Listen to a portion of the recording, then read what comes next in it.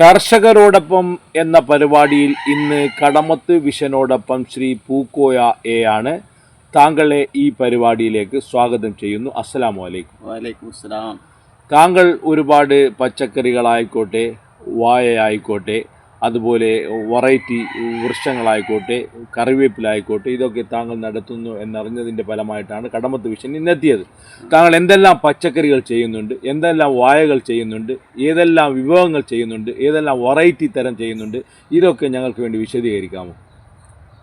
പച്ചക്കറിയായിട്ട് വൈതന, പിന്നെ പച്ചമുളകുണ്ട്, പുതിന ഉണ്ട്, വെണ്ട ഉണ്ട്. അപ്പം നമ്മളെ ആവശ്യം കഴിച്ചിട്ട് ബാക്കി നിങ്ങൾ സെയിൽസ് ചെയ്യുന്നുണ്ടോ? ആവശ്യക്കാർക്ക് കൊടുക്കും. നിങ്ങളെ വീട്ടിലപ്പോൾ നിങ്ങൾ ഈ ജൈവ പച്ചക്കറി മാത്രമാണോ കഴിക്കുന്നത് കൂടുതലായിട്ടും? കൂടുതലായിട്ടും ജൈവ വിഷകലർന്ന പച്ചക്കറികൾ മാക്സിമം ഒഴിവാക്കിക്കൊണ്ട്. പിന്നെ അതുപോലെ തന്നെ ഡ്രാഗൺ ഫ്രൂട്ടിന്റെ തൈ ആദ്യമായിട്ട് നിങ്ങളാണ് കൊണ്ടുവന്നത്? അതെ അതെ. ഏത് ഈ കടമത്തിലേക്ക്? എന്തെല്ലാം വെറൈറ്റികളുണ്ട്? ഇപ്പോ 4 കളറുണ്ട്. 4 കളർ. ഏതെല്ലാം കളർ? വെള്ളമുണ്ട്, ചുവപ്പുണ്ട്, നീലമുണ്ട്, മഞ്ഞുണ്ട്. ഇത് സെയിൽസ് ചെയ്യുന്നുണ്ടോ നിങ്ങൾ ആൾക്കാർക്ക്? അതിന്റെ ഫ്രൂട്ട്സ് സെയിൽസ് ചെയ്യാൻ പറ്റില്ല. വൃക്ഷം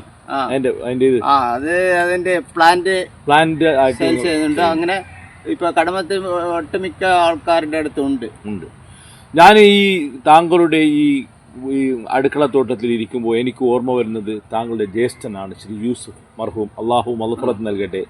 അദ്ദേഹം ഇതിനേക്കാൾ വിശാലപരമായ ഒരു കൃഷിത്തോപ്പായിരുന്നു ഇവിടെ ചെയ്തിരുന്നത്. പ്രത്യേകിച്ച് കറിവേപ്പിലൊക്കെ ഇഷ്ടംമാതിരി കസ്റ്റമേഴ്സ് ഉണ്ടായിരുന്നു. അത് താങ്കൾ ഓർക്കുമ്പോൾ എങ്ങനെയാ താങ്കളുടെ ചേട്ടനെ കുറിച്ച് താങ്കൾ അനുസ്മരിക്കുമ്പോൾ? ചേട്ടൻ ശരിക്ക് നല്ല വിശാലമായ കൃഷിയായിരുന്നു. നല്ല വലിയ കൃഷി, കീടാവ വരെ ഉണ്ടാഞ്ഞ്. നമ്മുടെ എന്നയോട്ടി റോഡ് മുതൽ പടിഞ്ഞാറൊക്കെ ആയിട്ടാ ഇങ്ങനെ നല്ല വലിപ്പമുള്ള ഒരു കൃഷിയായിരുന്നു. ഒരുപാട് വൃക്ഷങ്ങൾ വെച്ച് പിടിപ്പിച്ചു. പിന്നെ അങ്ങനത്തെ ഒരു ഇന്നും അദ്ദേഹം വൃക്ഷങ്ങൾ ഇവിടെ മാത്രമെന്നല്ല, ഈ കടമത്ത് ദ്വീപിന്റെ പല ഭാഗങ്ങളിലൊക്കെ ജെട്ടി പരിസരത്തും മറ്റുമൊക്കെ ആയിട്ട് ശ്രീ യൂസഫ് വച്ചു പിടിപ്പിച്ചു എന്നുള്ളതാണ്. അവിടെ നിങ്ങളിപ്പോ ഈ പച്ചക്കറി ആൾക്കാർ വാങ്ങാറുണ്ടോ? കറിവേപ്പില വാങ്ങുന്നത് എന്താണ് താങ്കളുടെ കയ്യിൽ?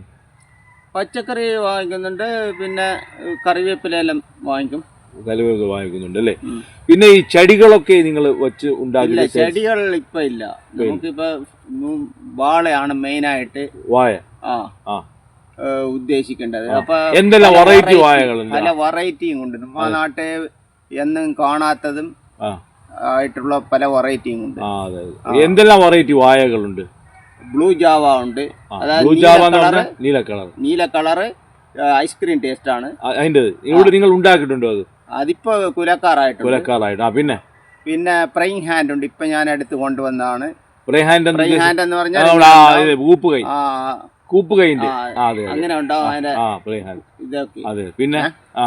പിന്നെ 1000 കാച്ചിയുണ്ട്. 1000 കാച്ചി, 1000 പൂവൻ എന്ന് പറയുന്നതാണോ? 1000 പൂവൻ. പിന്നെ മെന്തോളിന്റെ ടേസ്റ്റ് ആണ്. മെന്തോളിന്റെ ടേസ്റ്റ്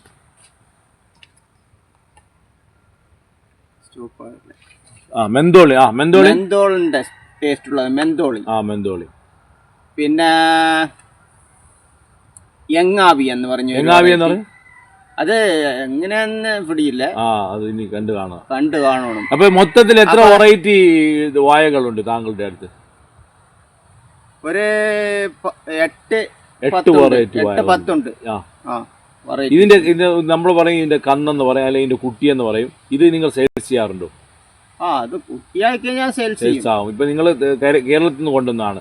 കേരളത്തിൽ നിങ്ങൾക്ക് എവിടെ നിന്നാണ് ഇത് കൊണ്ടുവരുന്നത് ശരിക്കും പറഞ്ഞാൽ? ഇത് ഒരു സുഹൃത്ത് പരിചയപ്പെട്ടിട്ട് തിരുവനന്തപുരത്ത് നിന്ന് തന്നാണ്. അതാണ് ശരി അല്ലേ? ശരി. പിന്നെ ടൂർ പോയപ്പോ നമ്മ തൃശ്ശൂരിനും കൊണ്ടുപോയി. ടൂർ എന്തിനു പോയത്? Agri tour. കൃഷി ടൂർ താങ്കൾ പോയിട്ടുണ്ട്? ഏത് ഈ കൃഷി സംബന്ധമായ? വയനാട്, തൃശ്ശൂര്, മണ്ണൂത്തിയിലൊക്കെ പോയിട്ടുണ്ട്. ഓക്കെ, ശരി. ഈ സമയത്തിലും ഞങ്ങളോടൊപ്പം താങ്കളുടെ വിലപ്പെട്ട സമയം ചെലവഴിച്ചതിന് വളരെ നന്ദി.